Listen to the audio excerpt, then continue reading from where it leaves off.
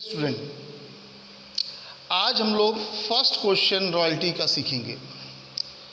Royalty का question सीखने के लिए सबसे पहला काम आपको ये करना है कि आपको लेसी की बुक में एक एनालिटिकल टेबल बनानी है।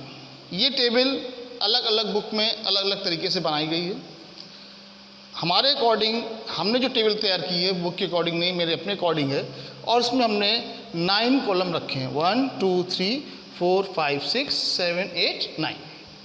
इन 9 कॉलम को पहले हम लोग एक बार समझ लेते हैं। पूरा पूरा नाम हम बोलेंगे। पहला है ईयर। दूसरा यहाँ पे आपको लिखना होता है उस ईयर का प्रोडक्शन, वो टन में लिखा जाता है। फिर यहाँ पे रॉयल्टी का रेट जो लैंडलॉर्ड और लेसी में तय हुआ है, 5 रुपीज़ पर टन, 50 पैसा पर टन, 1 रुपीज़ पर टन, जो भी आएगा। आपका जो यहाँ पे रॉयल्टी का रेट होगा, जैसे सपोज यहाँ पे आपका प्रोडक्शन 10,000 टन है तो रॉयल्टी 5 रुपीज़ पर टन है, तो ये आपका हो जाएगा 50,000। यानी रॉयल्टी का अमाउंट डिपेंड करता है प्रोडक्शन पे। जो भी प्रोडक्शन यहाँ पे आप लिखेंगे उसको रॉयल्टी के रेट से मल्टीप्लाई करेंगे तो आपका रॉयल्टी का अमाउंट आ जाएगा। यहाँ पे आपका आएगा मिनिमम रेंट। मिनिमम रेंट ये हर साल फिक्स रहता है। क्वेश्चन में आपको मिनिमम दिया जाएगा, ये फिक्स रहता है।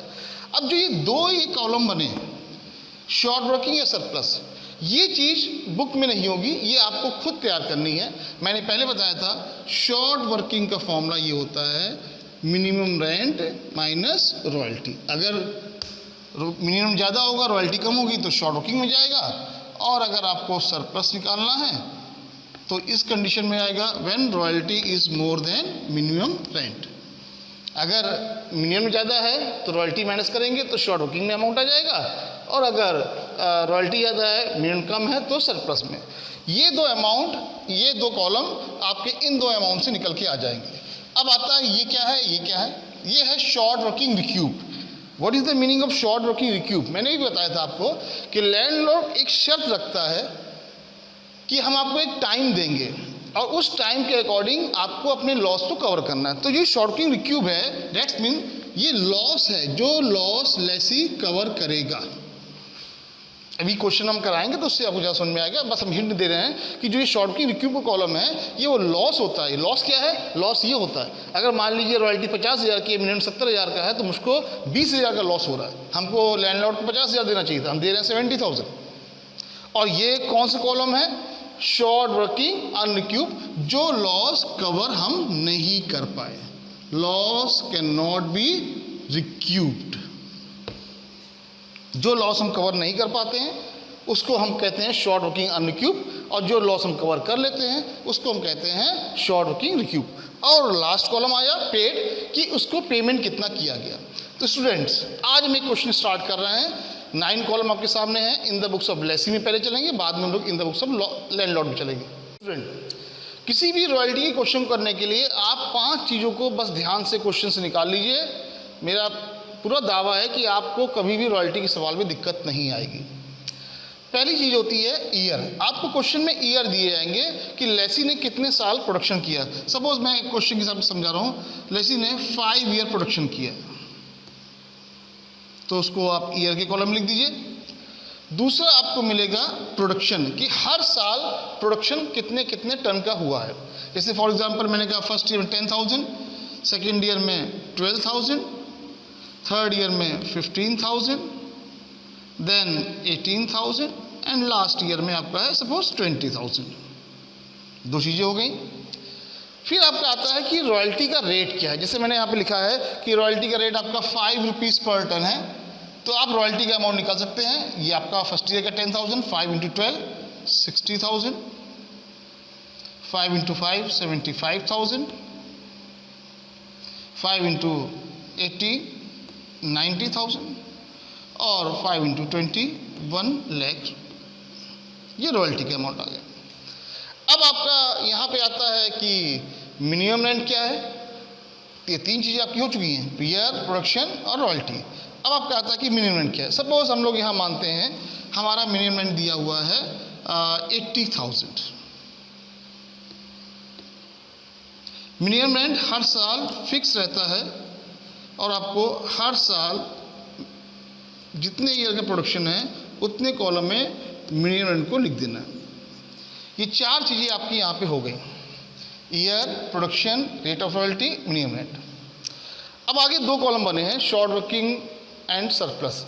ये दो कॉलम आपको क्वेश्चन में नहीं मिलेंगे, मैंने फॉर्मूला लिखा हुआ है, उससे आप देख सकते हैं कि अगर मिनिमम रेंट ज़्यादा है, रॉयल्टी कम है, तो क्या रिजल्ट आएगा, शॉर्ट वर्किंग। आप चेक करते हैं, अगर फर्स्ट ईयर में देखें तो मिनिमम रेंट 80 है, रॉयल्टी 50 है, ये ज़्यादा है, तो कहाँ अमाउंट जाएगा, शॉर्ट वर्किंग में। कितना, 30,000। यहाँ पे भी देखिए मिनिमम ज़्यादा है, रॉयल्टी कम है, तो किस में जाएगा, शॉर्ट वर्किंग में 20,000। अभी भी आप देखिए मिनिमम ज़्यादा है, रॉयल्टी कम है, तो यहाँ 5,000, तो यहाँ पे डैश डैश डैश।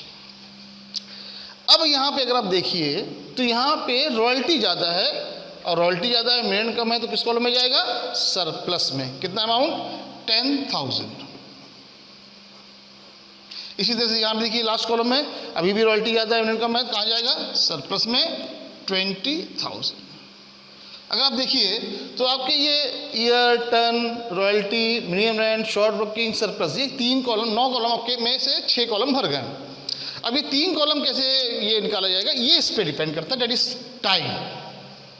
अब what is the importance of time, what is the meaning of time. अभी मैंने आपको बताया था कि लैंडलॉर्ड एक शर्त रखता है लेसी से कि इन केस, देखिए क्या शर्त थी, लैंडलॉर्ड ने क्या कहा था, भाई मैं मिनिमम रेंट से कम नहीं लूँगा, चाहे कुछ भी हो जाए। लेसी का ठीक है, ओके सर, हम मिनिमम रेंट देंगे।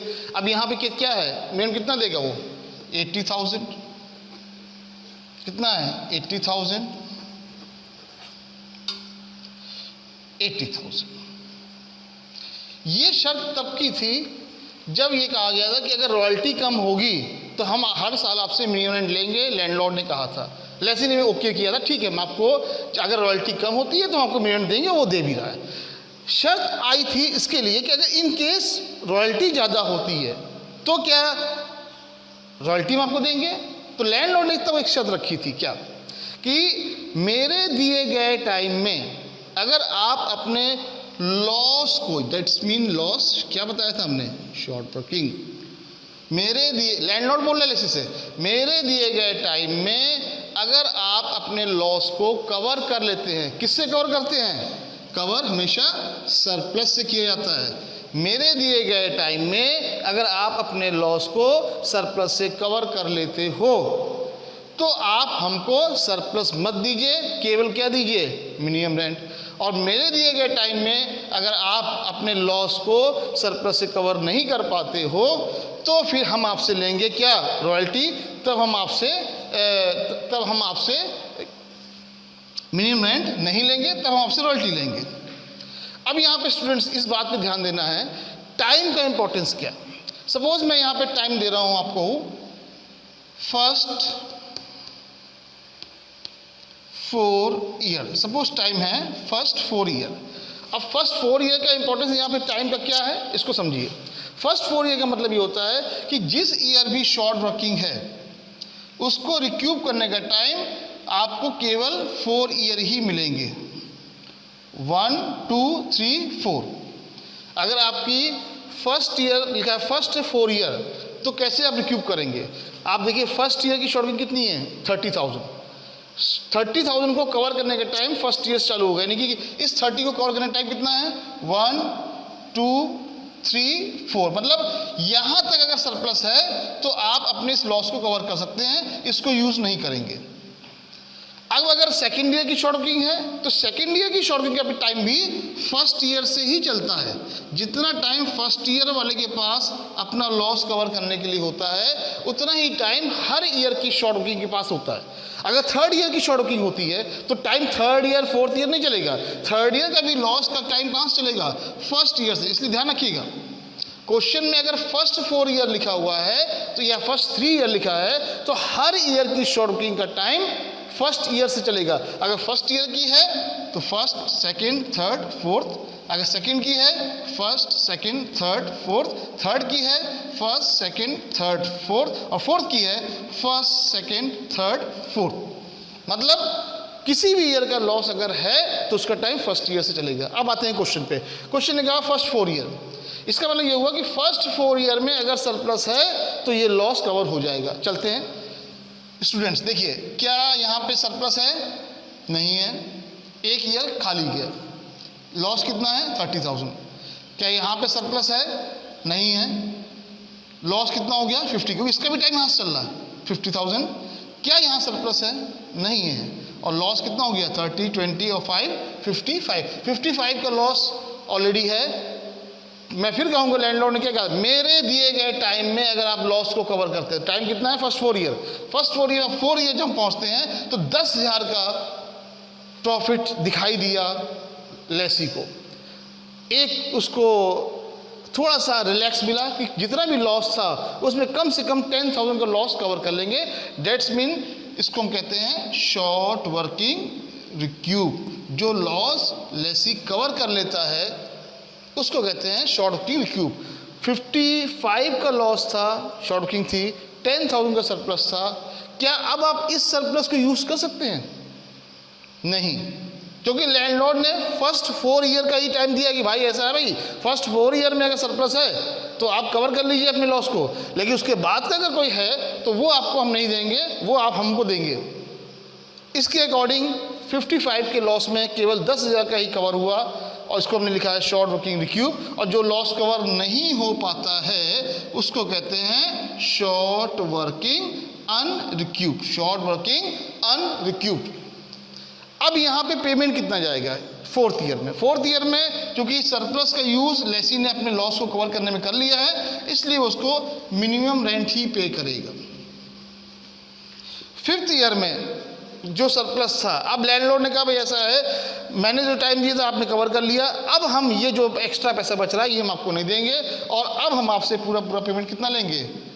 1 लाख रुपीस, 1 लाख रुपीस। तो यहाँ पे स्टूडेंट इस चीज़ पे ध्यान देना पड़ेगा आपको कि टाइम किस तरह से दिया हुआ है और उसका यूज़ आपको अपने कॉलम में रिक्यूब करने में, अनरिक्यूब करने में, पेमेंट करने में किस तरह से आप यूज़ करेंगे, ये चीज़ टाइम पे डिपेंड करती है। मेरा दावा ये है कि अगर ये 5 चीज़ें आपने सीख ली तो किसी भी बुक का कोई भी क्वेश्चन रॉयल्टी का आप बड़े आसान तरीके से सॉल्व कर सकते हैं, अगर आप थोड़ा सा ध्यान हमारी बातों पे देंगे तो।